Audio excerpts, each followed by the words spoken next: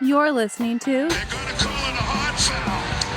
They're gonna call it a hard foul. offering in-depth analysis on all things Boston Celtics with your hosts, Jim and Mike Quigley. Friday, January 5th, 2024, and you're listening to Hard Foul. I'm Jim Quigley with my brother Michael.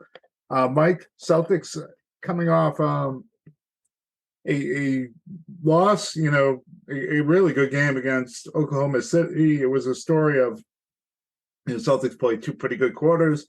They played one really terrible quarter, and then they played in one really, really good quarter in the fourth, whereas opposed to OKC played two okay quarters, one great, exceptional quarter, and one not quite as bad quarter as the Celtics' bad quarter, I guess, and OKC won. OKC showed a lot, I thought, in that game. I thought there were some positives, actually, to take away. One specific that I want to get into with you right off the jump. So that fourth quarter, Mike, positives for the Celtics, and I want to start there. I know we can get into the third quarter ugliness and all that stuff. The Celtics all season, and we discussed on the previous pod of, what I thought might be a weakness for this team. But all season, they've struggled with guard play, really good guard play.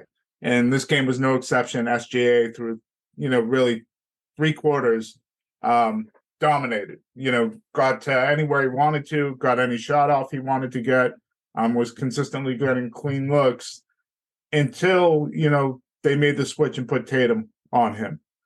Yeah. And if That'll you be the actually game look, plan. what's that, Mike? That'll be the game plan in Boston. So when you actually look, too, Jaylen Brown's numbers against him weren't terrible either. They weren't as good. And so I wonder now, when there's certain type of guards, and you can't do this against every guard, like I don't think you could do this against Dame Lillard, but I'm wondering if Halliburton in the fourth quarter, if it's a close game, let's say Saturday night, if we might see Brown or Tatum on him as opposed to Holiday or White down the stretch of the game, where Halliburton's a little bit bigger guy. He's tougher, I think, in a lot of different ways than SGA is to cover like that. But the size of Brown and Tatum and their ability to move their feet and close out quickly on jump shots because of their length, I don't think you can do it for a full game, but I wonder if games are close, if you're going to see this in the fourth quarter against some of these longer, shiftier guards, like a Halliburton or a Maxey, in an SGA, like you saw on Tuesday night, or was it Wednesday night? I forget. But, I don't know what your thoughts are there. Initially, I thought Tatum, it wasn't for him. The Celtics don't get within 3 points or 2 points or whatever as close they got in that game. Yeah, that entire fourth quarter was really kind of the Jason Tatum show with his defense, and then on the other end, setting guys up. Playmaking, yeah. It's playmaking, play after play after play. That was an exciting game. I think for the Celtics, it's really hard to come back from a deficit like that against OKC, just because of the way the Thunder play, with their ability to get to the paint as much as they do. To sustain that run, to sustain those stops on defense is really difficult. I think down the stretch of that game, the Celtics offense was executing, but it was like 2 or 3 possessions where they gave up, a drive to Williams in the paint, free throws again. And it was just like, it's just too hard, and overall, I don't think there's much to react to. The Celtics had a bad third quarter. That's what it came down to. I think it ended up being 40-25. At one point, they were being outscored 18-3. They looked a little lethargic. Maybe there could have been more timeouts called early on. Whatever. And OKC was exceptional. Like the Celtics were very good, but I think OKC was better than the Celtics were bad. Like they were exceptional in that quarter. Yeah, and the thing is with OKC, it puts a lot of pressure on your offense to score with them throughout the game. I think I'm going to change my previous podcast prediction. I think OKC is a Western Conference finalist contender. I don't think they're going to make the NBA Finals, because I think after watching that game and really digging into it, and even watching the Hawks game the night after, they could be a team that's actually pretty easy to scheme for defensively and planning how you're going to defend them and how you're going to attack them offensively. And I think the Celtics had a really good game plan in that fourth quarter on how they were going to attack them. And they were really using Porzingis, not just in the post, but to spread OKC out to create lanes for Brown and Tatum to drive and create for other people. The issue was Brown had his worst game in like the last 2 months. He did, yeah. And so you think about it happens. Yeah, Holiday isn't playing well. Jaylen Brown isn't playing well, and your opponent is scoring as much as OKC is. The fact that you lost by 2 points is kind of a miracle. It says a lot about your heart, because I know at one point in the fourth quarter, you and I were texting like, just get them out of the game. They got a tough stretch this month. Like, this is one to just play your bench, lose by a lot, move on. And give the Celtics credit. I thought they played really hard down the stretch. They played really well down the stretch, and they gave OKC a lot to think about when they come to Boston. I thought the comeback was just a situation where they ran out of time. It wasn't like their offense was exactly. The defense was still pretty good. I know Jalen Williams got the clutch drive late where Tatum wasn't able to close out on him. But if you're watching the game, you're wondering like, Missoula wasn't wrong for doing this, but if Tatum went in a minute earlier in the fourth quarter, would that have been the difference? Like that's how much he impacted the game and how much Porzingis impacted the whole game. And by the way, we got a couple things right that I wanted to point out. We predicted a high-scoring game, which is pretty obvious. And then we also predicted the two guys that were going to go off, which I think if you watched either of these teams, you knew what was going to happen was SGA and Porzingis. Both those guys went off. And I thought the Celtics in the first half, they didn't do it as much in the second half, really imposed their size on OKC. It's on the defensive end more than on the offensive end. And the Celtics were kind of sped up offensively, and I think that's why, too.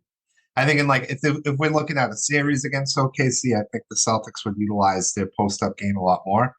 I think the way OKC, it's similar to Golden State, where they kind of trapped the Celtics into, even though the Celtics were dominating in the paint, it turned into an up and down chuck and threes game. And that's what these teams can do because of the way they play. You know who I think would be a really, maybe it isn't what they want for their long term, but who I think would be a really good pickup for OKC this season? I'm interested to hear because I had a guy. Go ahead. Yeah. Oh, okay. So I'm going Utah too, and I'm going to a guy that Utah's not starting anymore, which I'm really surprised about. And is a really good big. I was going to go Walker Kessler. I think would be a good fit for. Yeah, OKC. I think he's too young. I mean, he's still on his rookie deal. I don't see Danny giving him up unless if it's, he's blown away. Yeah. It's weird he's not playing that much. Markkanen's an all-star. He feels like he can get a lot for him. I don't think they see him as a core piece out in Utah. And you read some things where Markkanen could be available, and OKC certainly has enough. Yes. You could give up Giddey and some picks, and you're right. Are you touching Giddey though if you're Utah? I don't know. That's a great question. I don't know if he's too toxic, but you know what I mean. And so like I know what you mean. They have guys that you could give, and some first round picks at the end of that bench are not playing, right? So there's guys there, and there's certainly picks. So I was just sitting there watching it. They need size. They do. They desperately need size, and they need size that can score. I feel like a little. They need another guy who can individually get their shot off, not just get the what OKC does, because that's the difference in the playoffs often. So I guess you probably wouldn't like this idea. I was thinking I like Nick Claxton. He's not good offensively, but I think he brings a lot to the table as far as a guy who brings size, can rebound, run the floor. Sure, he'd help them, but I think they need a guy that can individually get their shot off without having to run like the OKC stuff, which will shut down in the playoffs. Oh, you got to give up a lot for that. You do, but they have a lot. They have a lot. Well, that's the thing. They have a lot to go out and get a marketer and still have enough to go out and get someone else later on. That's really, really good if they wanted to. What about a Pascal Siakam? He's interesting. Yeah, he'd be interesting. Yeah. I don't know how he fits in though. The Siakam needs the thing about marketing. He doesn't need the ball. He doesn't need to be Siakam needs the ball. everything running through him. Where Siakam is a lot of isolation. It's a lot of isolation going down to the block and stuff. I think it changes what they do a little bit. But It's interesting though. This is going to be way too much time on Siakam and OKC, and we can move on. It's interesting with Siakam though. Just one point is that he was able to play off of Kawhi Leonard the year they won it, but that was a long time ago. So yeah, he's not going to. I don't think that's his intention this year. I don't think he's on the block either. I think Toronto tends to keep him. He's looking for a huge deal. He's up. This is he's looking to be paid like one of the top players in the NBA. I wouldn't. I like he's a really good player. I don't think he's that. I don't think he's a core piece. But Mike, speaking of Utah, we spent some time on Utah marketing and Kessler. We got them. The Celtics got them tonight. Leading into what you brought up a couple weeks ago, just how tough this schedule, especially over these next 5 games and over this next week. Through Thursday of next week it's hellish. It's like so they got Utah tonight, and then they got to fly right to Indiana, and then they have the mini 2-game playoff series, whatever you want to look at it, with the Pacers there on Saturday and Monday, and then you're right back to home to play Minnesota. Then you're right back on the road to play Milwaukee. The very next night, and Milwaukee's not playing for a whole 4 days before they play you. Yeah. Well, they probably need time in the gym. I think that team has serious issues. I think they have serious issues. But it's still going to be a tough game, though. I watch, if you look at what the Celtics schedule since their last homestand that ended with Orlando, the only time over the course of the last 2 weeks where they've been in the same city for consecutive games is when they've been in LA and now Indiana. They have not been in Boston for consecutive games. Well, I take that back. They were the mini Detroit and Toronto, maybe. Yeah, Toronto thing.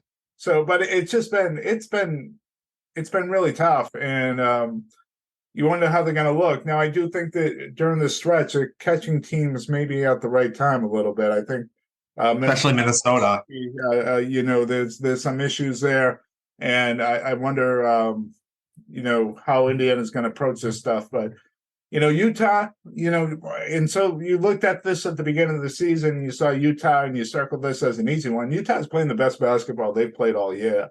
They're good. Look, I think. They're not coming to Boston to win them, Jim. We're not losing to Utah. Most of their wins have been in this stretch here have been against really lousy teams. They did blow doors off Dallas, but most of the stretches have happened at home. And Utah, I don't care what their record is, playing in Utah in elevation, it's your road team going in there. It's really hard. It's just a tough environment, tough crowd. The elevation, and so it's a huge home court advantage for the Jazz. But they are healthy, and they hadn't been healthy all year. It's the first, and Colin Sexton is playing the best basketball he's played since Cleveland. And I even think it's a little bit better than that. He's really balling out for the first time since he's been in Utah. He's been excellent over this last couple of weeks in particular. So you have another guard who's playing at the top of his game, really. And I still think there's room for him to grow potentially as a player. So you're going to have some challenges in the size of Utah. You need to keep them off the glass tonight. The Celtics should win. I have no doubt about it. But I do think it's not as easy as it looked, a month ago. I think on the offensive end, the Celtics has provided Utah with a lot of challenges like they do with every NBA team. Especially at the guard position. You're talking about Jordan Clarkson and Colin Sexton covering Derek White tonight. I feel like Derek White should have a huge game. If he's locked in, if he has a normal Derek White effort, I think he could be going for like 25 tonight. And I would expect at home in the first quarter for Jaylen Brown to go bananas tonight. Yeah, like one of those 12 or 13-point first quarters and tonight. Utah doesn't really have any wings that can cover either town of Brown and Tatum either. I think you'll see John Collins kind of try, but they just don't have anyone. It's interesting. The guy who killed the Celtics from Utah last year is the guy they're not playing much. Walker Kessler. He was really hurt. And they had some big like rookie backup last year that really hurt the Celtics. I remember texting back and forth, like, look at all these 7-footers that keep coming in the game for Utah. I've been watching them some this year. And I'm like, where are these guys? This was their strength last year. What happened? Kessler played a lot and very well in their last game against Detroit. They won it overtime. They should be playing that guy. Yeah, like I don't understand why you're not developing that. I think there was some health issues for him earlier this season. Okay. Elio Olynyk has played very well, so they still got bigs that can get after. Laurie Markkanen's really playing good since he's come back from health. I don't think John Collins has played well, but he is what he is. I think at this point in his career, and Jordan Clarkson too is playing at a pretty good offensive player. So. They're not like it's not like they don't have any talent. That it's not the case, but they do struggle on the defensive end. You should be able to get what you want against them. Like they are one of the worst first half defensive teams in the league. The Celtics are the Celtics are the best first half offensive team in the league. So I think you're going to see some pretty big numbers early in this game, and I think. As you said, you're going to have a ticked off Jaylen Brown that, usually in these moments early in games, he goes off. So I wouldn't be. And speaking of a ticked off Jaylen Brown, the way we saw this team react to Orlando this year, I'm not going to say the Celtics are going to sweep in Indiana. That's tough to do. And they've already swept 2 teams this year, home and homes.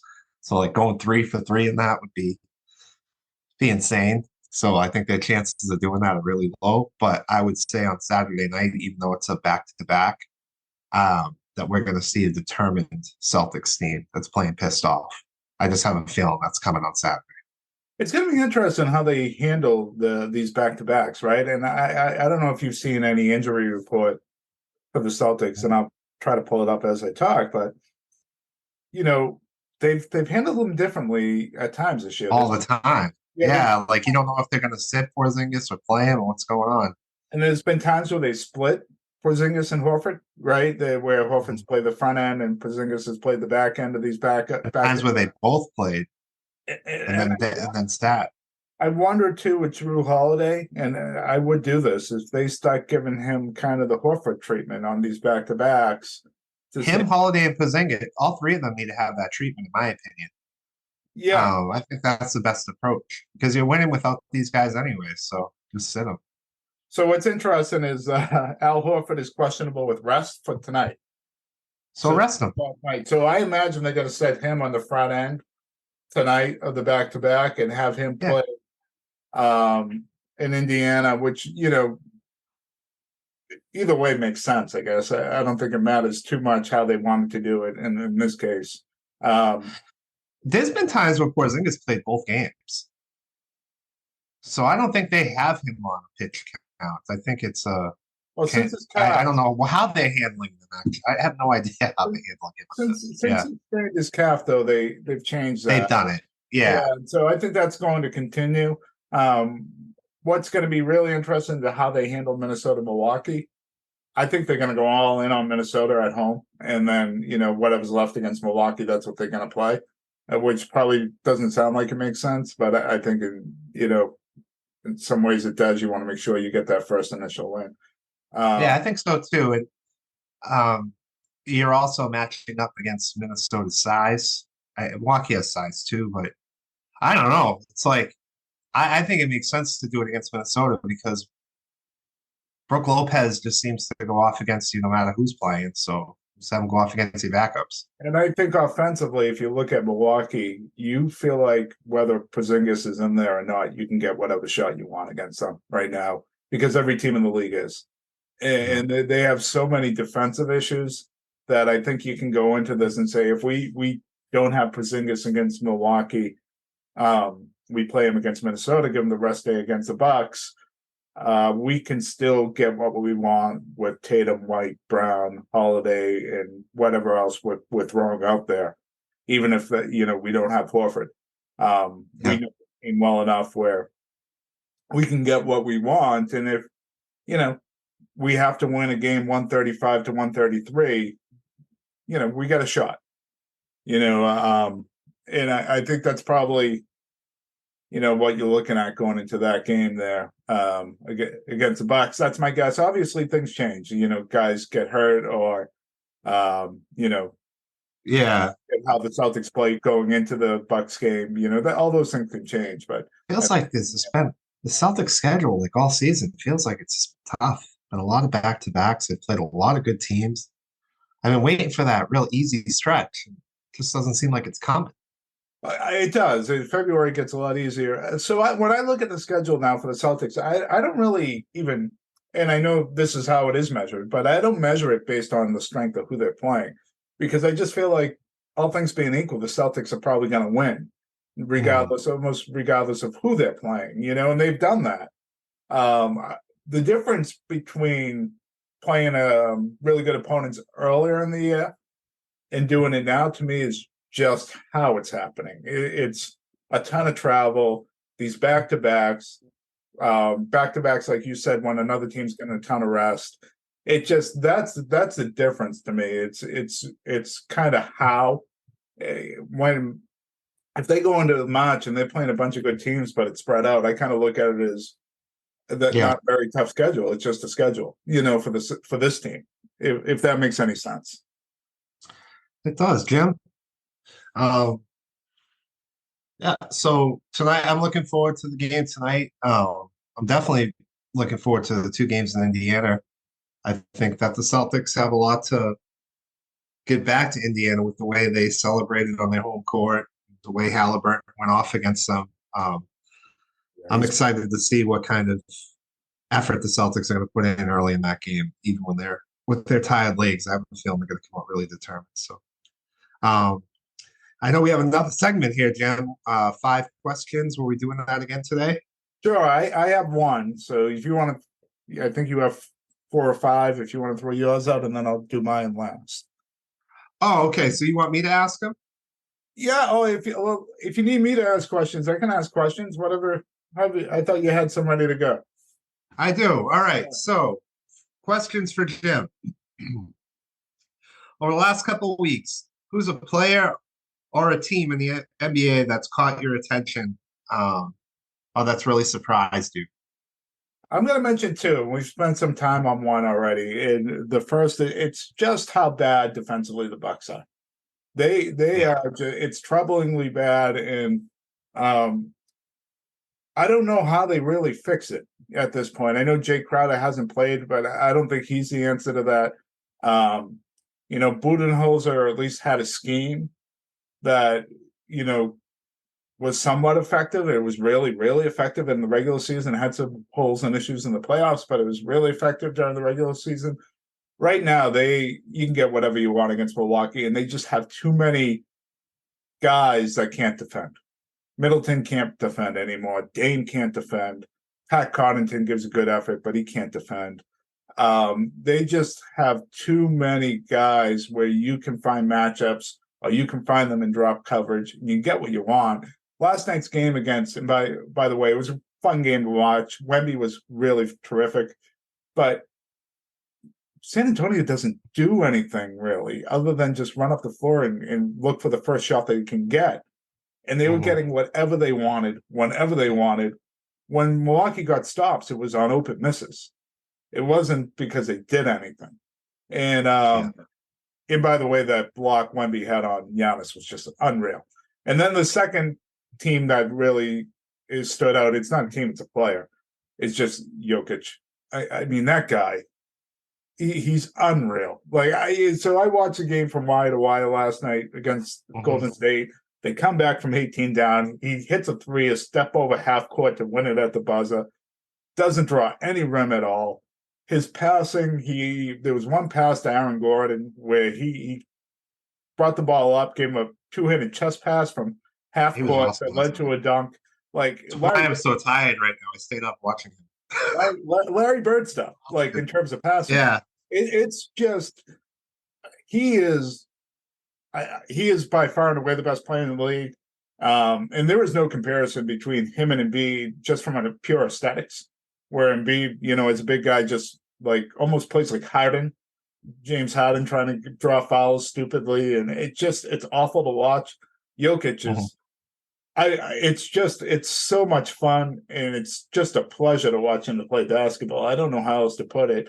And Curry as well. I mean, you watching Curry on the other end is electric. But Jokic, those are the two things. Just the obvious in Jokic, and then Milwaukee's issues on defense. I'm going to read you some numbers. And this is the guy. And we're both going to, I don't know what, I don't want to give you any clues. I'm going to read you some numbers, and you can tell me who you think it is. Okay. 24 points, 25 rebounds. 11 points, 18 rebounds.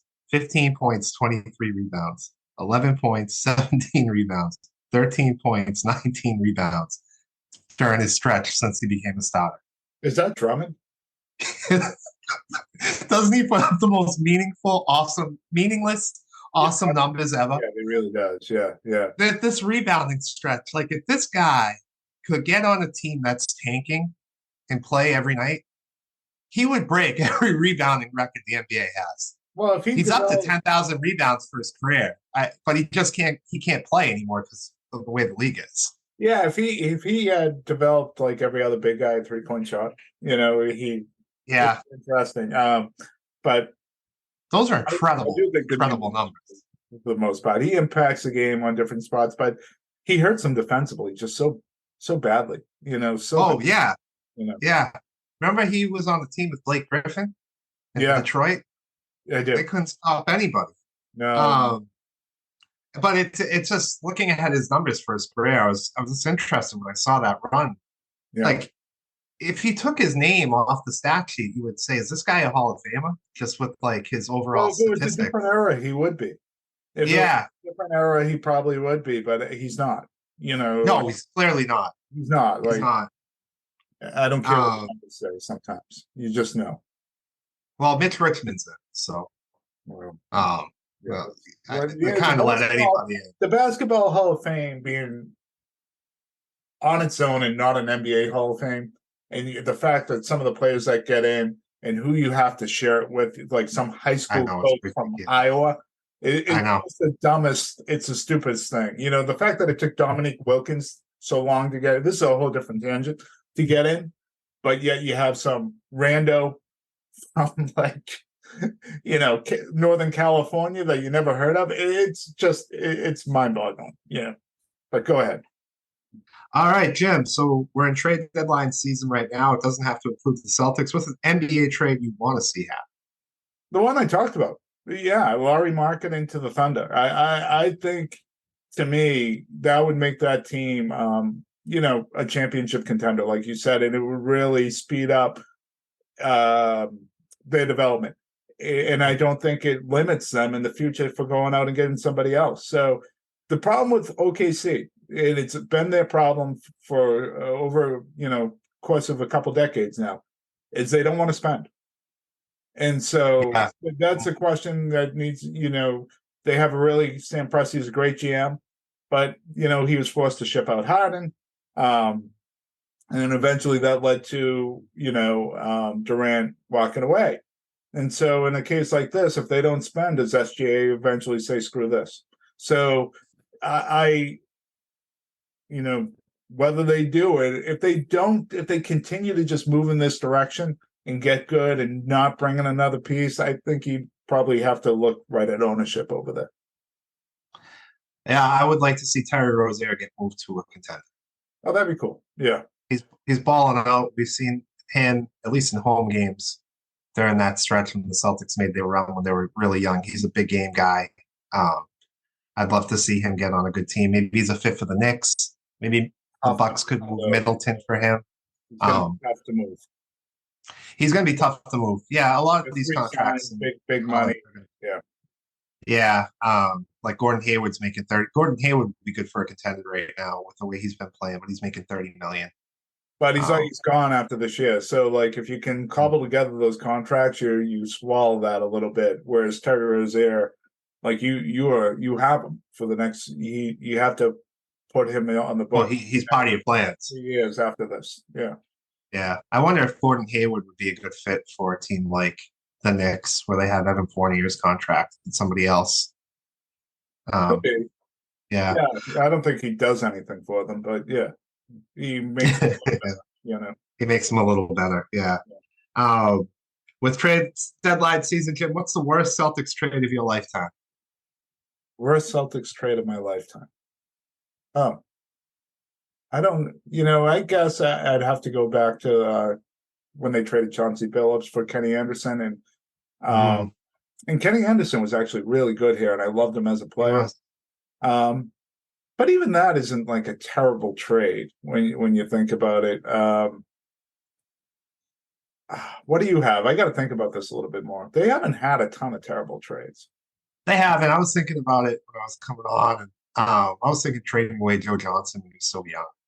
That's it. Yeah. Well, that's it for Rodney Rogers and Tony Delk, who again were contributors to a playoff team, but that was really bad.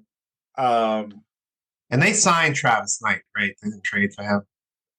They signed, the Patino, because that was just like awful that they gave that guy transactions out there as a whole, outside of and say it was terrible. I think they traded something for Van Baker, and that never made sense when they did that. Drinking problems. But it's tough to. You could go back and say the trades they didn't make with, not maybe trading McHale, not trading Parrish to once you saw Bird's back going and the tragedy with Len Bias and things like that you had to accelerate a rebuild. Right. So those could be the trades they didn't make that really hurt them. But I mean, the Celtics for decades, with the exception of the Patino years, they've kind of really bamboozled teams going back to Bill Russell, the Bird trade, and McHale and Parrish. And Garnett trade, what got them Tatum and Brown, Garnett trade twice, I guess. And then recently other moves. So even Isaiah Thomas, when they brought him in, was it just they kind of bamboozled teams a lot. So there hasn't been a ton of bad trades. Yeah, it's been a lot of good ones. So Jim, I know you have a question you wanted to ask. Yeah. So Jrue Holiday, how do you rate this right now? His play and, do you have some concerns? I mean, he was effectively benched at the end of that OKC game for Peyton Pritchard for the last 7-8 minutes of that ball game. His play has been, I'll let you give your opinion, then I'll give mine. But what are your thoughts on Jrue Holiday? Jrue Holiday to this point of the year? I think that he's had nice stretches.